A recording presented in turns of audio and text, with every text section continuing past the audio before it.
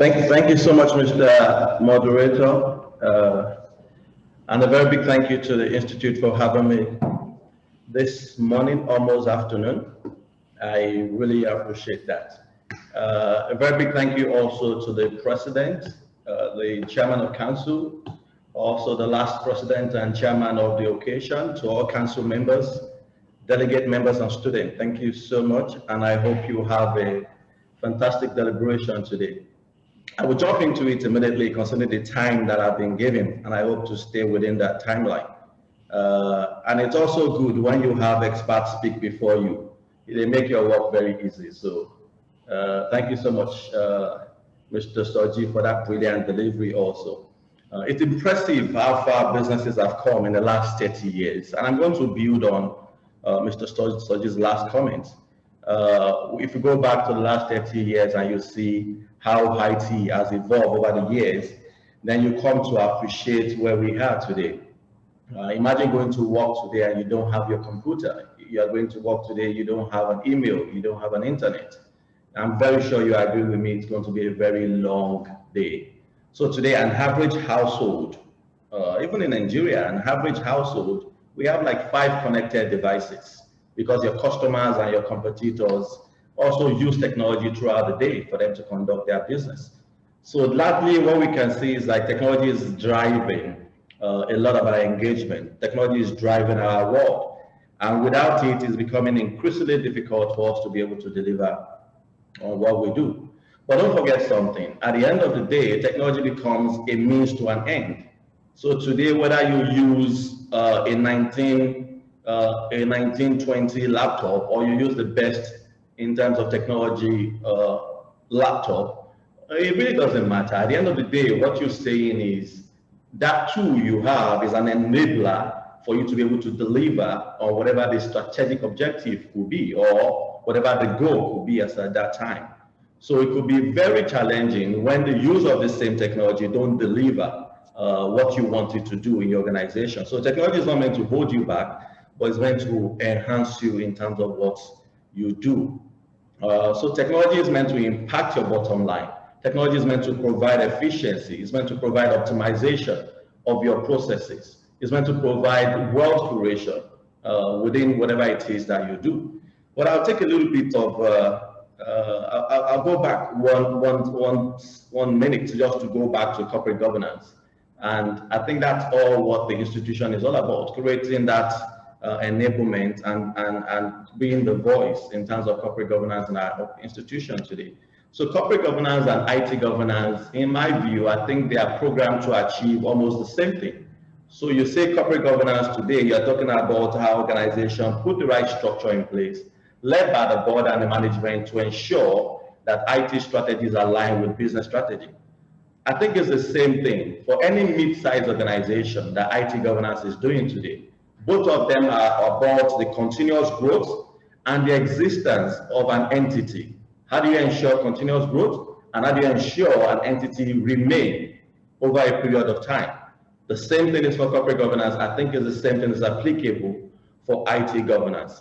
So one fundamental push and value creation that we from the IT consulting world, we are pushing today is how we can align IT strategy and align that to business strategy. And that's to buttress my former conversation to say IT is just an enabler to whatever it is your business strategy will be. So I think it was the chairman of the occasion I was talking about IT budget. No, it was Mr. Soji that spoke about IT budget. And I so much agree with him. IT budget, on the other hand, has become a mystery for most organizations today, has become a mystery for board members, because it's becoming increasingly difficult for us to evaluate and appropriate very tangible benefits of these often bogus looking figures. So your IT manager comes to you today and he says he needs $1 million for the optimization of their system, which is good and correct.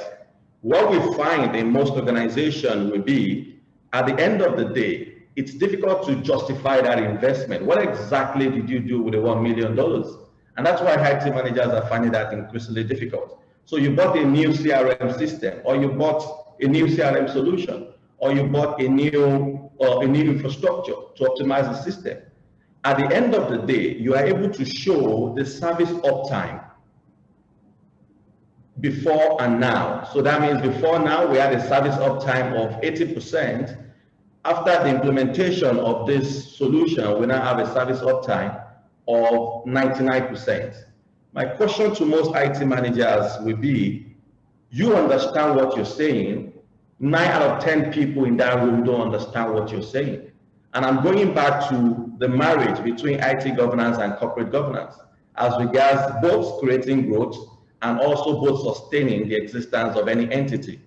What we're beginning to see when it comes to measurement of IT budget is, how do you quantify that same thing in terms of service uptime to customer experience? So if you go to the board and you'd say, yes, I've done this optimization that you gave $1 million for me to do, service uptime has gone from 80% to 99%, and this is the result of it in terms of customer experience. So now suddenly we have an improved customer experience, we have an improved brand loyalty, we have an improved engagement, or we have an improved bottom line, which came as a result of that IT optimization, or the $1 million that was spent on IT.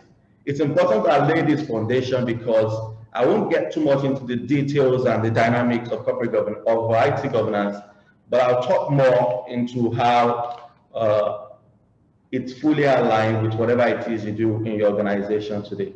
Please, Mr. Moderator, if you can enable me to share, I just have a few slides to put up.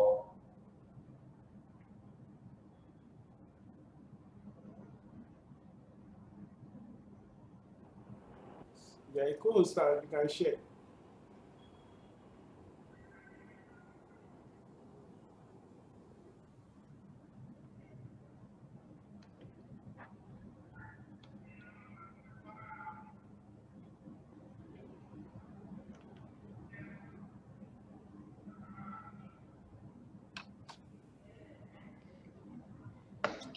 So in the next 6 to 7 minutes I have, I get into this. So my first question to delegates and everyone on the call today is, can your business survive without technology today? If your answer is yes, then good luck. Then at the same time also, I will require you take some time to evaluate what business you are into and how sustainable would that be if your business can sustain without tech. If you say no, your business can't sustain without tech, then we're saying the same thing. And I could say, congratulations to you, because that's the future. And that's what's really going to tell whether you'll be around for a long time or you won't be. But the problem then goes back to, am I saying that with tech, then my problem is solved? Then that's no. Because with the tech also, there is a problem. Once your business can sustain with tech, going tech also has its own complication. Once you go tech, then that means you've increased also the level of your vulnerability. And Robert Mueller, the one-time FBI director in the US, said something very interesting. He said there are only 2 types of companies in the world. He said those that have been hacked and those that will be hacked. It's quite unfortunate, but that's the reality we find ourselves today. And that's largely because of the creativity that we find in IT. The exposure that we find in IT today has brought about that level of vulnerability that we have. So if you are in tech, that's good news. But if you are also in tech, then that means there's more work for you to do in order for you to sustain your business. So we say corporate governance has now become IT governance. And you could also make that vice versa. And I think I've been able to establish that in my earlier comments. But we are now redefining what we call corporate governance. We are redefining what we call IT governance. Because how do you deliver corporate governance without necessarily using the technology tools for you to do that? And that further tells to what Mr. Soji was talking about in terms of the framework you want to deploy, your risk appetite, your kind of structure, even to your business model. All these will be part of the IT governance you put in place. So we suddenly now think that corporate governance has a system of rules, policies that can be enabled through technology in order for the organization to drive growth, managed by the board, and also to see the overall operations of the organization for value creation. This is how we've been able to stylishly marry what you could call IT governance and corporate governance. Stakeholders, this word can be a little bit very confusing. Those days when we hear stakeholders, we get very worried because we think once they mention stakeholder, they are not talking about me. The new world of IT we've gotten into, especially when it comes to IT governance, everyone on this call today happens to be a stakeholder, no matter what you do in the organization. Because if you compromise the efforts of what the top management happen to be doing, no matter what your role will be, you have an area of concern within that entity. So everyone today, you can consider yourself as a stakeholder, and you will become a change management, a change agent when it comes to corporate governance and when it comes to IT governance in an organization. So IT governance has become a major discussion point in most board meetings. Those are the new dynamics we're seeing now. Before now, you see the strategy of the organization, you see the revenue, you see the OPEX line. Organizations and board members are very interested right now when it comes to IT governance that you put in place, especially if you are coming from the IT end. Data privacy, I can't speak too much into this with the limited time that I have, but there's a Boston Consulting survey that showed that over 32% of Fortune 500 organizations, CEO, will lose their job in the next 5 to 10 years, strictly because of data privacy. And we can begin to count right now how many are in trouble, or how many organizations are in trouble right now because of this same issue on data privacy and security. So come to think of it, no matter what you do also, I put this question to you. You don't want the details of your customer out there in the hands of people that should not have it. So you might say, what exactly am I keeping? I was talking to the CEO of a stockbroking firm, and he said, there's absolutely nothing that I'm keeping. So I told him, I said, do you want to see on the social media pages the details of all the customers you've dealt with in the last 10 years, how much they bought and when they sold? And he said no. So data privacy will become a very serious issue. If you're also here and you say, I have a robust system within my organization and I don't think I'm exposed, NSA and Pentagon have been hacked several times. So unless you come in to say that you have better technology and IT governance structure than they do, then you have a reason to worry and to go back to check and put together the right framework that will work for your organization. The last I want to talk about in here is the Internet of Things. I think it's going to become increasingly challenging going forward when it comes to Internet of Things. I say the world you're familiar with is completely gone. We're getting to a world where we have more connected devices in the world than the number of people we have in the world. I was talking to a friend some days ago, and he got this new smart watch. Because if somebody said, what if technology is evolving, but I don't follow the technology? And I said, it will be very difficult for you to not follow the evolving technology, because everything you do will require some use of technology. So my friend got a new smartwatch, and he told me what it's about. It has also a mobile app. On this smartwatch, it measures everything when it comes to his health. It measures his blood pressure. It does his 24 hours blood pressure. It does the heartbeat reading, everything you could think of. And it's been uploaded on a central server that his doctor in the UK can access. So that means when next he goes to the doctor, they present to him a graph of his last 3 months. And this measures almost everything. This is being stored somewhere that could be hacked by anyone. So you see the level and the intelligence, the creativity that will be coming in with the evolving technologies we'll have it, like artificial intelligence, like the earlier speaker mentioned, augmented reality, in fact, the effect of globalization. All these largely play a role in the kind of world that we will be living going forward. So how do you do all this without technology? And if you do all this with technology, then some level of IT governance needs to be put in place just to make sure that you don't compromise on the same thing that you're trying to achieve.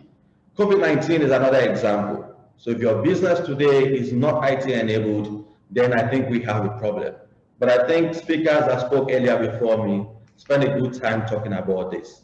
So we say for IT governance, two things you will achieve when you have a proper or a well-defined approach when it comes to IT governance.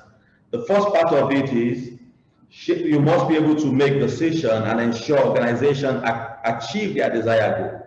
That's when you know you have an appropriate IT governance framework. Are you and stakeholders able to make quick decisions to ensure that thing you've set out to do? And also, you will determine ways on how you want to achieve this very goal. I'll end with two major conversations, which is while deploying your IT governance framework, there are two major things you need to pay attention to, and these are what we call the constraints. What are the key challenges organizations will face when deploying this technology? And I think the first that comes out very strongly to me would be to have the right champion within the organization. Someone other than a board member or a mandated executive. You must have a very strong champion to be able to push this across within the organization or whatever it is you do. I said the value of IT governance is also determined by the maturity. So how mature the organization is, we also tell the value that you place on IT governance. So an enterprise that seems to have some level of technology appreciation, we tend to appreciate more of IT governance than an organization that don't. Important to both, but we see that the level of maturity of the enterprise will play a very large role. We also see that IT governance oftentimes is always being seen as a process improvement process, or more like, oh, is this IT people that are doing some few jobs? No. The dynamics of what we're seeing now is it's about the sustainability of the organization. It's not so much about IT people that want to implement some new solution. No. Whether your organization is going to be around in the next 2 to 5 years might depend on the kind of IT governance you put in place today. If you are not on technology, in fact, you're not in this conversation. But if you're using some level of technology, then some high level of IT governance must also be in place if you will be around for some time. Another very important conversation is the implementation of this IT governance. We always see a pushback within the organization due to power shift, because once you put together a proper IT governance, you will see power moving from one unit to the other. So we always see a very large resistance, and this can actually be dealt with when there's a clear understanding in terms of the value and the performance of what you want to do to all stakeholders. There must be a clear communication for people to clearly see the why we must do this, and take it more as a general organization objective and not an IT objective. The few recommendations in our consulting job that we give to organizations getting into this are the few you have on the board in there. Don't intend to go for any out-of-the-box approach. We say there's no out-of-the-box approach in IT governance framework. There's nothing like that. Look at the existing framework and fine-tune that to fit your own objective. That's number one. The second part of it is IT governance are likely being owned by CIOs and the IT managers. That world, the dynamics we are seeing right now will not fit that world. So IT governance will not be for the CIO. The CIO might be the champion, but there must be a board representative that clearly carries the voice of these champions and make sure that they deliver on what they've set out to do. We also think some level of urgency will also be implemented or will be put in place when we talk about IT governance. And that's why I spoke about the why. The why must be adequately, abundantly established within the organization in order for everybody to be able to plug into the same. The last of my comments will be, we tend to go for what do we lose? What if we don't do it, and what do we gain? What do I mean by this? Let the message be more of what do we stand to lose if we don't put this in place, than what do we stand to gain. People tend to respond from survey when they have the mentality of I'm losing than when they have the mentality of I'm gaining. Because for you to gain means you're not losing anything. It's just like you didn't acquire more. For you to lose is you already have something and you might lose it. So we see a conversation of when you go with the what you stand to lose, you tend to get a better leverage. My conversation in all this, summary of my conversation is technology is the new driver for business advancement. IT has become an enabler for business success. An IT strategy must be fully aligned with business strategy. To achieve this, some level of advanced technology is put in place. Once you have this technology, some level of vulnerability has been introduced to your system, and implementing the right IT governance can save your organization or keep your organization for a longer time beyond what you can actually comprehend right now. Thank you so much for your time. A big thank you again to the Institute. And I look forward to more engagement in the question and answer. Thank you so much. Thank you very much indeed, sir. I hope you can both see and hear me. I would like to thank the Institute for inviting me. I would like to be a bit more modest about who I am and what I do. To mention that, yes, I used to work in information technology, and I have been working a lot in corporate governance. But as mentioned also by the president in his remarks, this is a relatively new area. And it's an area in which we will all be learning and seeing ourselves more as peer-to-peer learning than having an expert come to present to us. But having said that, I have a presentation that I would like to speak to this morning, if you permit me. Okay. I found the topic also very interesting as I was preparing, because looking at the evolving dynamics in IT governance and the role of stakeholders. So perhaps let me start with the end in mind. My summary is that according to experts, getting rid of COVID-19 from the earth may be challenging despite the discovery of vaccines. And it may not be technically feasible going by the experience that experts have gained from managing other diseases. So the bottom line is then that we should continue to expect disruptions, that these will flare up from time to time. So COVID-19 and other environmental factors appear to be driving the need for change. And may I add, from the words of the chairman of the occasion, they may be also driving the need for speed. Robust responses cannot be achieved without technology. And technology deployment will neither be effective nor efficient without governance. And IT governance will not be effective without the direction and control of key stakeholders in leadership, and I dare say outside of leadership as well. So, as if business was not challenged enough, because prior to the arrival of COVID-19, we know that aggregation business models, that's the kind of business model that Uber uses.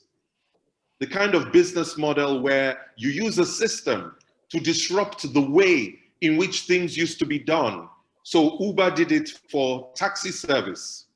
We know that there have been disruptive offerings also, even in hotel management and in providing hotel rooms.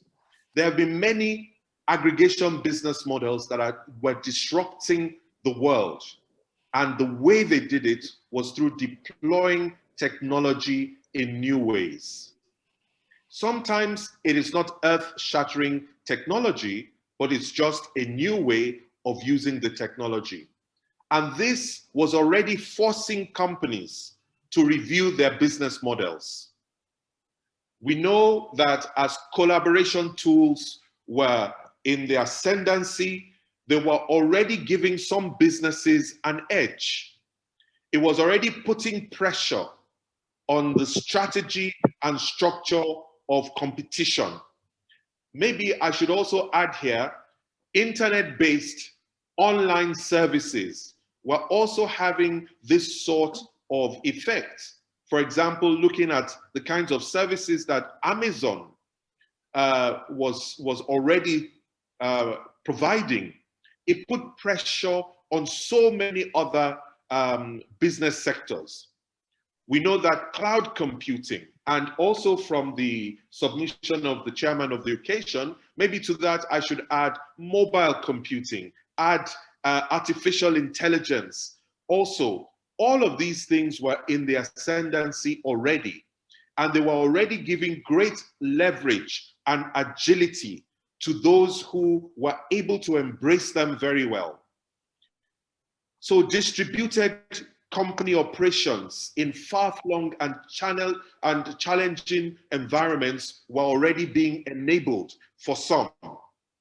Also, we started to see the ascendancy of regulatory technologies, which were starting to trend, driven by increasingly complex regulatory environments. I would say particularly for the financial services industry, that found themselves needing to respond to all sorts of regulatory pressures and requirements from across the world in the different jurisdictions in which they are operating. So business was already very challenged.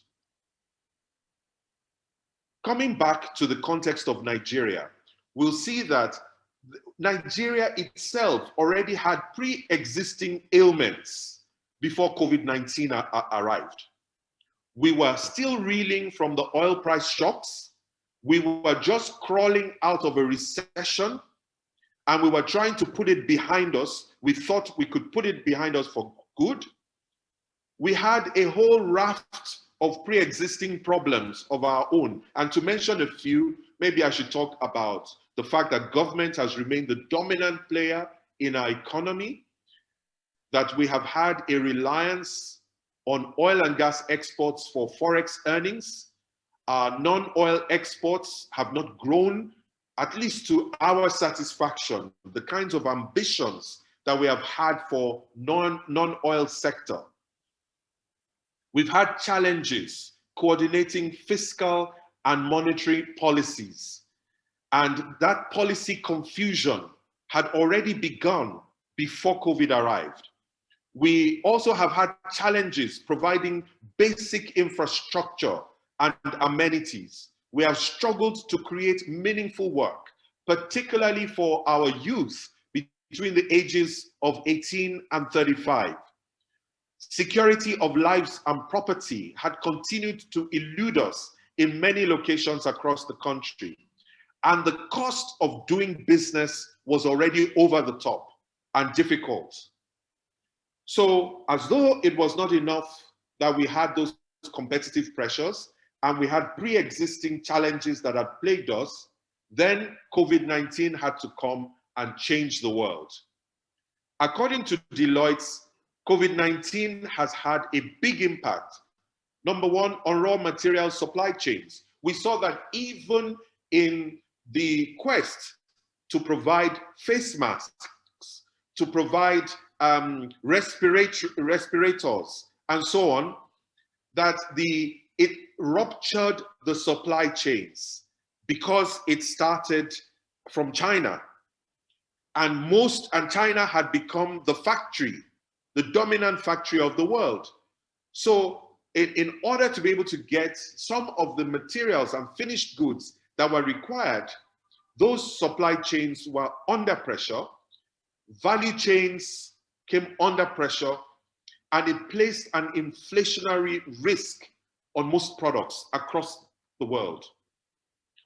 On the positive side, it has accelerated, and maybe the speed concept comes in here, remote working, because people had no choice.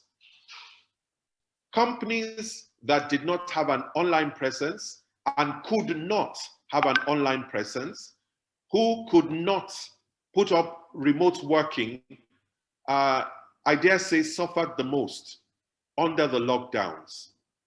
It has necessitated a closer look at value chains end to end. But on the positive side, it has also reduced harmful effects of human activity on the planet. For instance, we saw pictures of places where marine wildlife did not come anywhere near town. We saw in Europe that marine wildlife like dolphins were allegedly sighted in the canals in the Netherlands and also in Italy. We also saw that some rare ducks were able to go on the aircraft runways in some parts of Africa and so on. So, and also where we had huge pollution across the world, all of those harmful effects of human activity started to reduce, showing us that there was a direct correlation between our activity and the lack of sustainability in some of the choices that we had made. So all these have had a corresponding impact on the need for technology. So as was mentioned in the beginning, the speed with which we need to adopt and stay on top and use technology has been vastly accelerated due to the advent of COVID-19. But can I say that the bets will have to be even bigger going forward? According to an article in Financial Management magazine from May this year, to survive the world post-COVID-19, companies would have to do a whole range of things, and I've selected 5 things here. They're going to have to prioritize people's health and safety. Well, how can you prioritize health and safety of your staff without introducing remote working? And if you have remote working without worrying about infrastructure, without worrying about IT infrastructure specifically, how to deploy it, how to manage it, and how to keep it cost effective. Also, we would have to move to understand liquidity. So we will have to control our inventory of stock. We'll also have to control our accounts receivables. So to manage all of that and manage it remotely, you're going to depend also on technology. There's no way you're going to be able to control the business, especially when it is a distributed business. It would be very difficult to do without technology. Then in its own right, they feel that businesses around the globe are going to have to ramp up digital transformation. And there's going to be need to seek government and insurance support. And if Nigeria is anything to go by, as we saw with the challenges of deciding who should have access to palliatives, how do we distribute palliatives to the right people?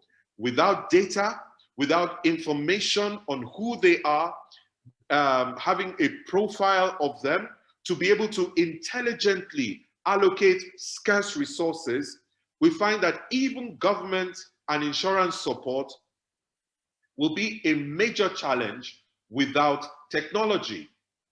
Also, that going forward, businesses will have to document critical gaps.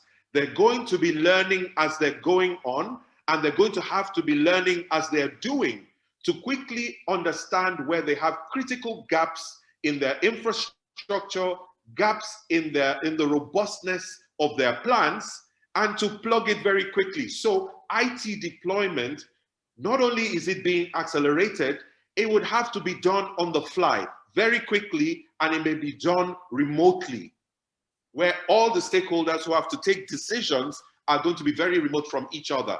What systems do we have in place to respond to these sorts of things? So practically all the issues that the experts are projecting businesses will have to grapple with in order to be able to weather this bout of COVID-19 properly will involve large bets and reliance on information technology. Therefore, getting information technology right will become even more crucial. I mentioned earlier that I've worked in technology before, and let me not mention the company I've worked with, but there was a joke among staff there that IT projects are notorious when they're badly managed because they would deliver only half of what was promised in twice the time that has been allotted, and if you are lucky, it will be only at twice the cost. Otherwise, sometimes it's at many multiples of the initial cost. This is the notoriety that many IT projects have garnered over the years. So perhaps some who are from IT may think that this is an unfair statement on my part, and I apologize for that in advance. But I am making the statement to illustrate the need to properly manage information technology projects. So the way that such projects are directed and controlled could make the difference between survival in a COVID-19 era and business failure.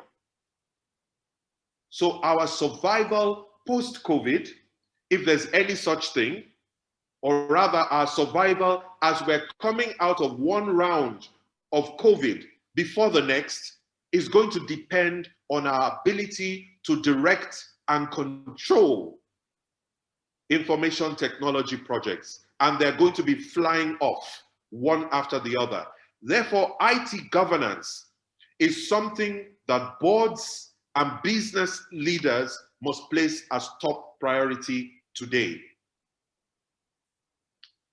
So, what is IT governance? And I believe in the introduction by Dr. Ndanusa, the chairman of the occasion, he alluded to this framework for IT governance, that it involves value delivery, strategic alignment between the enterprise strategic objectives and goals and the IT objectives and goals and so on, performance management, risk management, resource management. And that is all that is involved in information technology governance. So IT governance is really about how we choose, implement, and maintain IT systems to deliver value and mitigate business risk. So how do we choose? How do we implement? How do we maintain IT systems to deliver value and mitigate business risk? So it's going to involve our having to be able to do the right things in the governance and do things right. The right things are to ensure that it is designed to deliver value, and we can control and direct that and ensure it happens. And we have to ensure that whatever is coming out of it is strategically aligned with where the organization needs to be. We have to be able to do the right thing. But we also have to do things right. So we need to be able to track performance. We need to be able to manage risk. And we need to also ensure sound resource management in the process.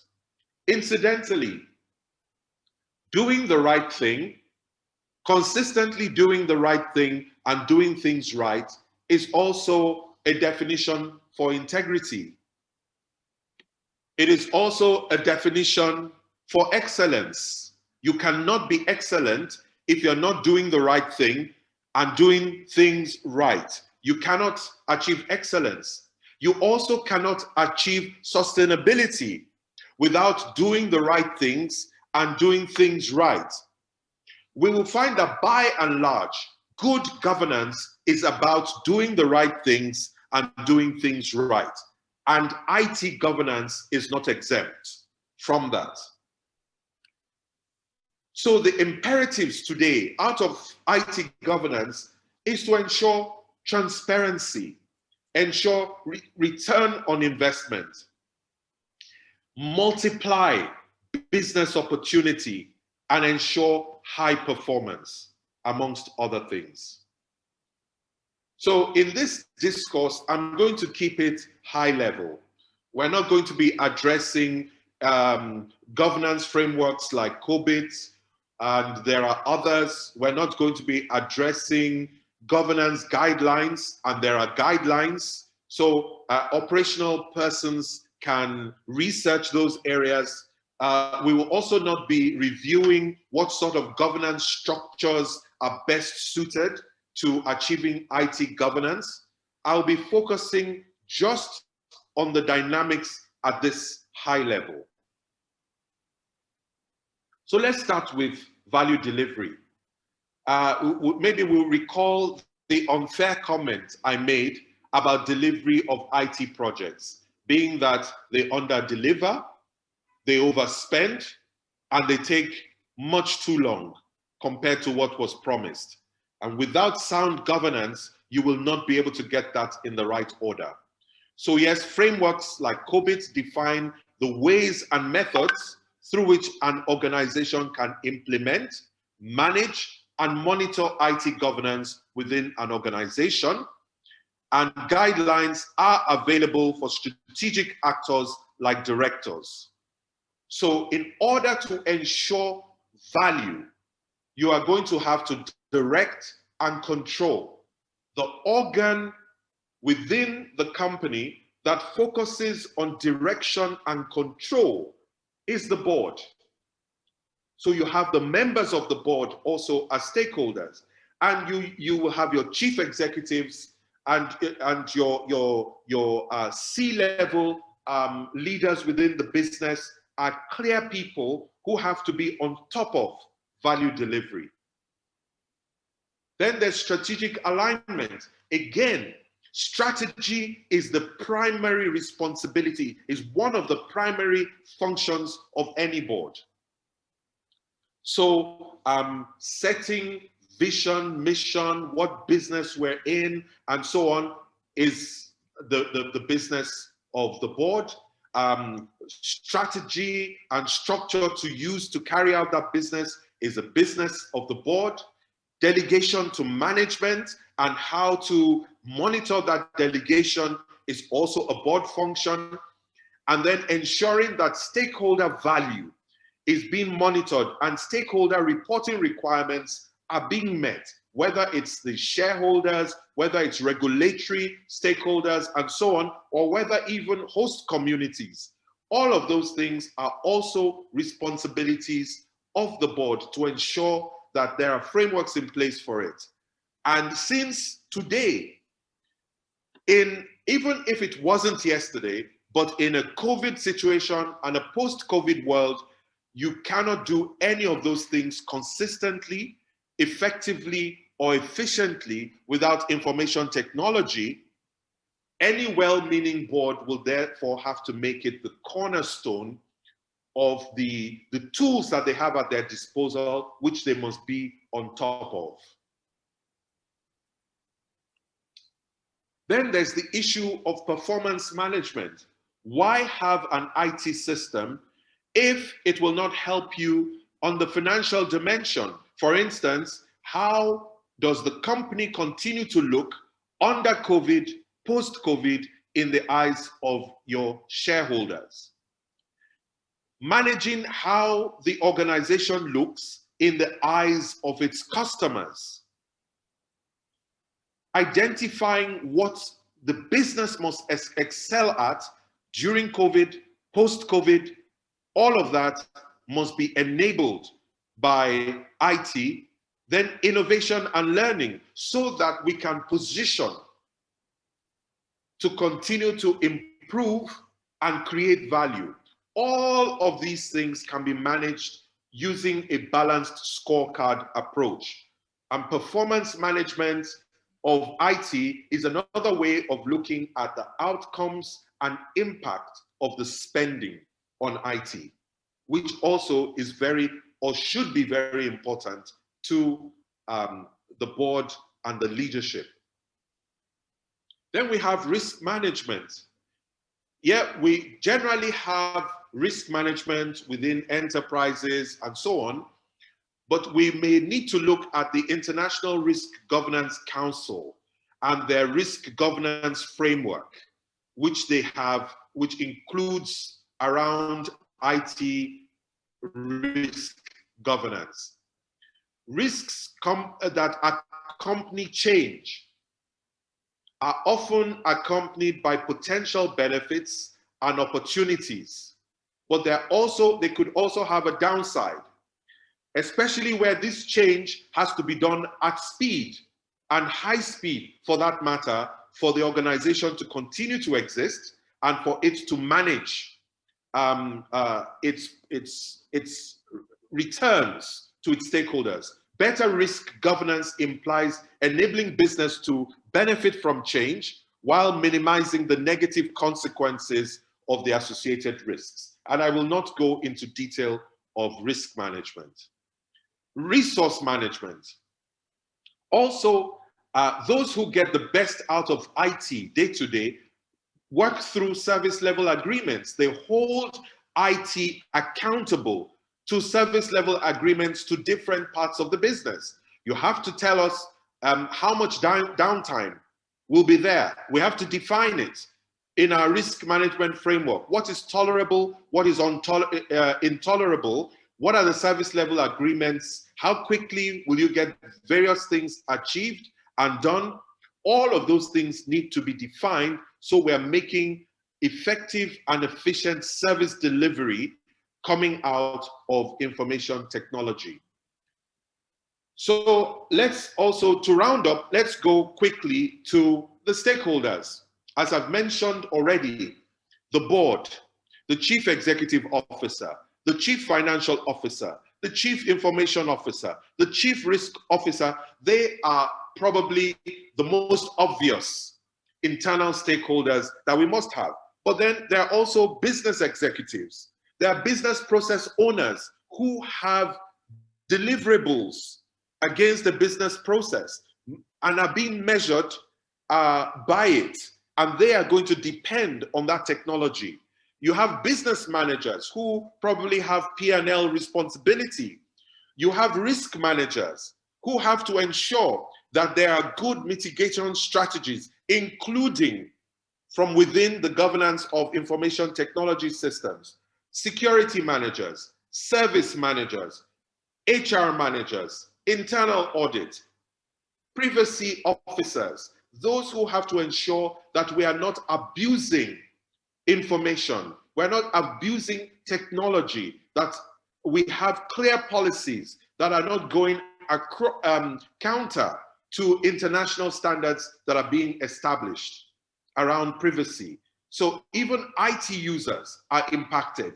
IT managers are impacted. Therefore, proper governance is going to involve using a RASI model. Some will be responsible, some will be accountable, and so on. Some need to be consulted, and we need to look at the roles that all of these stakeholders will play.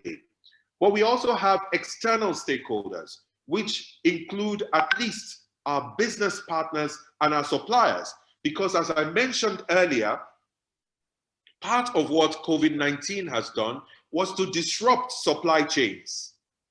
We have to make sure that we keep our connection with our shareholders, we keep our regulators happy. We have also government as an external stakeholder. We have external users, we have customers, standards organizations, external auditors, and so on and so forth. So we also need to look at what all of these parties require from our systems and ensure that in the design of these systems, and better still in their governance, that they're being directed and controlled in ways that we integrate into our corporate governance framework. So performance is guaranteed, conformance is guaranteed, execution is guaranteed, and long-term overview is maintained. So we see where we're going despite all of the challenges going on in the business environment. So I would like to conclude the way I began, that according to experts, getting rid of COVID-19 from the earth may be challenging despite the discovery of vaccines, and may not actually be technically feasible, going by the experience that humankind has had from managing other diseases.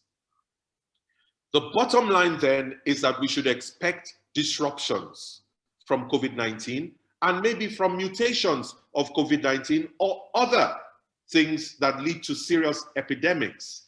So COVID-19 and other environmental and contextual factors in Nigeria will continue to drive the need and the speed for change.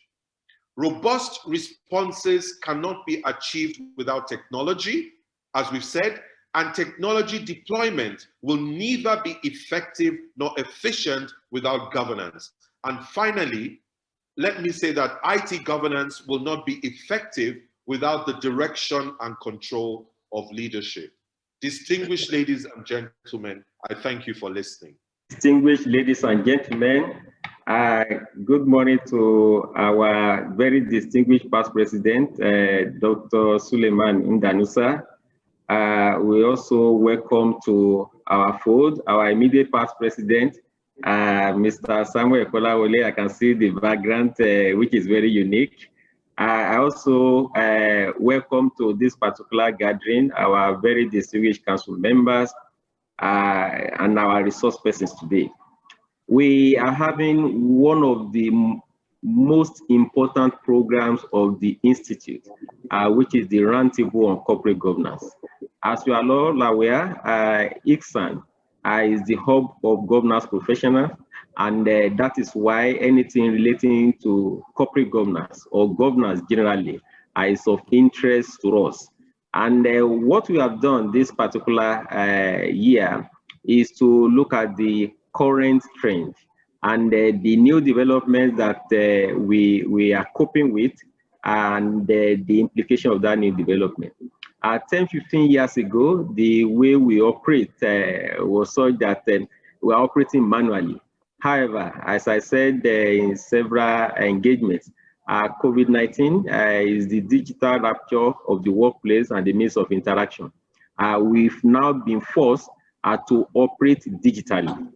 And because of this new space that we have now found ourselves, there is the need for us to put governance in place in such a way that we'll be in a position to manage the risk, associated risks to this new development. And that is why we have carefully chosen this particular team, involving issues, involving dynamics in IT governance, the obligations of stakeholders. Gone are the days where we assign responsibilities only to some groups of people, maybe experts. Nowadays, we as stakeholders, we are involved in the entire end-to-end process. For example, in the past, we will say, when we talk about IT, yes, this is a technical area. It's no longer a technical area. When you look at the Nigerian Code of Corporate Governance 2018, it has given the responsibility to the board of directors on issues relating to IT governance, and that they should have a policy around that.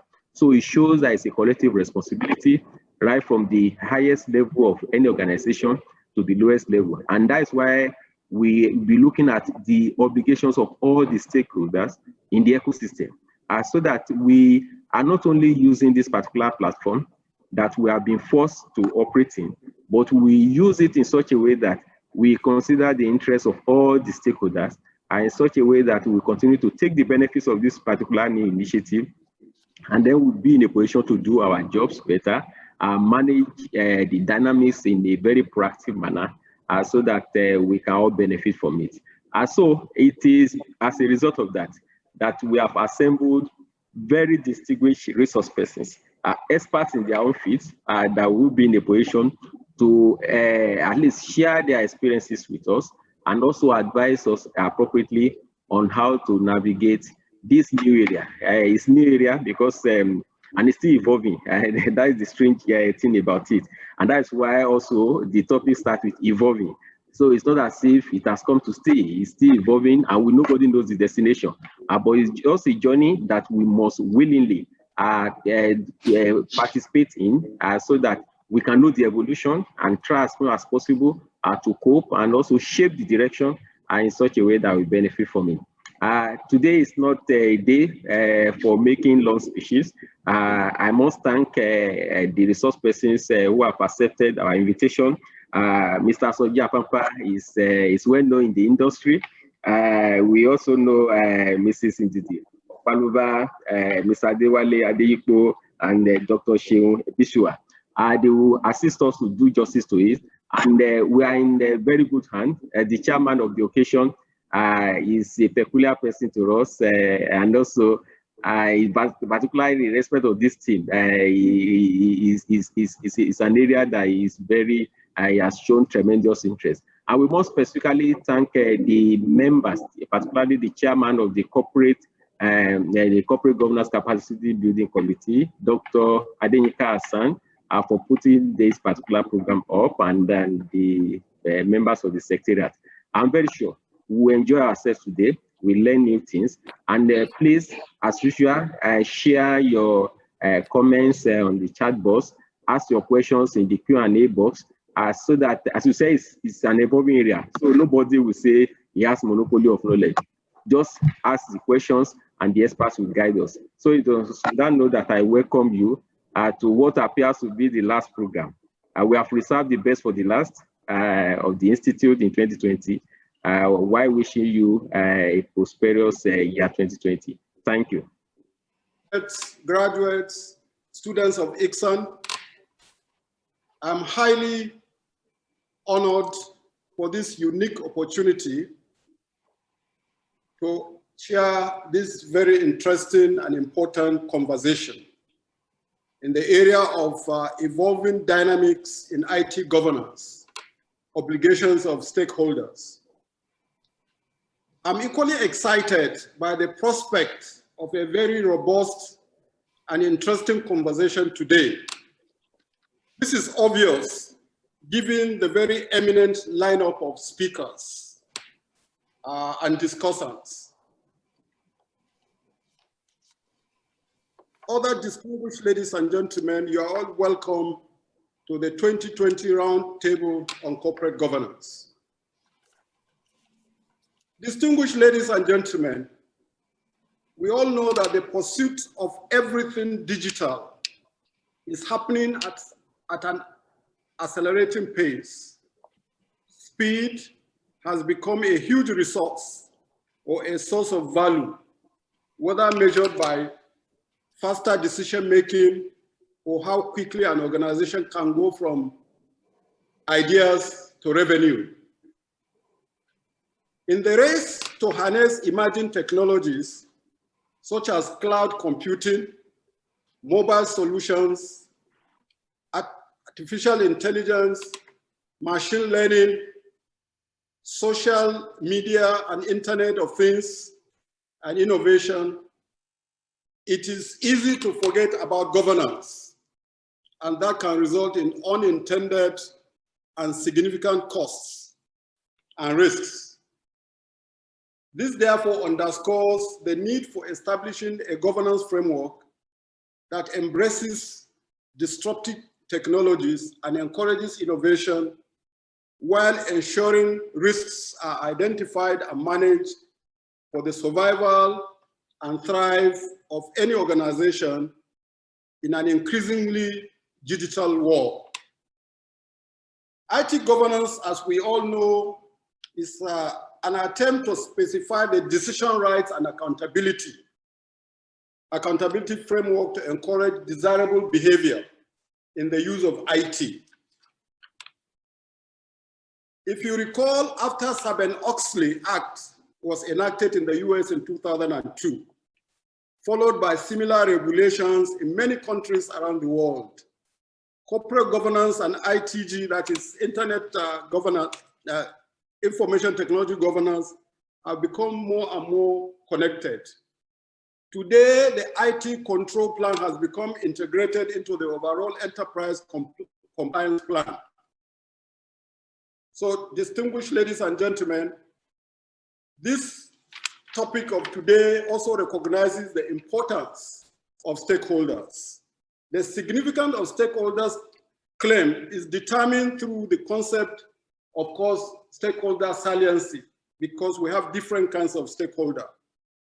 Some of them have power. Some of them have legitimacy from the social contract and context. And some, of course, have a duty to ensure they press attention to the urgency for the society and, of course, for other stakeholders. So, distinguished ladies and gentlemen, our discussion today will focus on governance and taking the interest of stakeholders on board so that whatever we have reflect their interests. We know that there are different typologies of stakeholders. Some stakeholders are dormant stakeholders, some are discretionary stakeholders, some are demanding, some are dominant, some are dangerous, some are dependent, some are definitive, and we also have non-stakeholders. But it is very important that we all take account of the different kinds of stakeholders in the evolving technology and how we can ensure that the technology, though has advantages, must cater for all. The scope of internet information technology governance usually involves about 5 main focus areas: the delivery of value, the mitigation of risks, strategic alignment, resource management, and performance measurement. All above are driven by the stakeholder value, and therefore that is why the topic of today is very germane and very important, because it focuses on the stakeholder. So, distinguished ladies and gentlemen, with this array of very eminent speakers and discussants, I think we're in good hands. We look forward to a very exciting, very robust conversation today. I will advise strictly that the moderator helps us to ensure that speakers and discussants keep to time so that we can have value for time and value for money. On that note, distinguished ladies and gentlemen, this roundtable is declared, and then we look forward to where we would invite questions and answers. And I wish the speakers and discussants very well. Thank you so much.